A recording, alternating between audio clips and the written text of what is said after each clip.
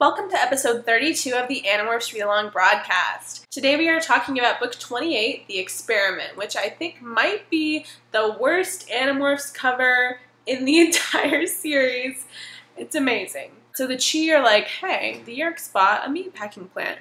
Actually, it was like a year ago, but we just found out, so you should probably see what they're up to. Almost this entire book focuses on just finding out what's going on in the meatpacking plant. We find out in like the second to last chapter that it was some sort of attempt to like take away human free will with like a drug. So basically they were going to put some sort of medication in meat that would turn all humans into mindless automaton slaves. Kind of like Supernatural season 7. As soon as they find out the plan, Cassie laughs it off and she's like, yeah, right, you could never take away free will. And she was right. So this book kind of reminds me of the whole Zone 91 book, in that they spend the entire book breaking into this facility and then they get there and realize this was all for nothing. Marco sums it up pretty well at the end of the book when he says, in the annals of stupid, screwed up, pointless missions, that was the stupidest, most pointless of them all.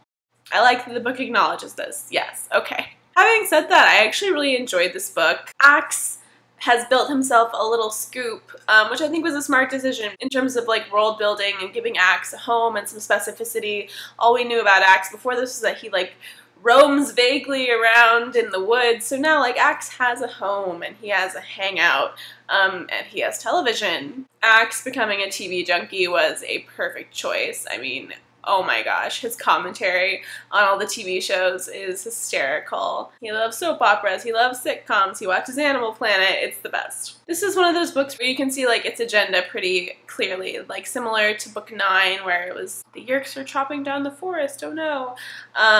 This is, you know, the Yeerks are doing animal testing, oh no. And you can see that Cassie's really upset about this. Even Axe is like, humanity is so depraved, how can they do this? And so it is supposed to make the reader sit back and think and take a look at the fact that we, you know, do treat animals in these ways and slaughterhouses are a thing. And a lot of blood was spilt to get that burger on your plate. I actually really loved the ending of this book whenever they are in the food court and like Marco has a burger and Cassie's like, really Marco, we were just in a slaughterhouse, how can you eat that? And then Rachel and Jake are like, you know what, I want one too, and Axe is like, me too!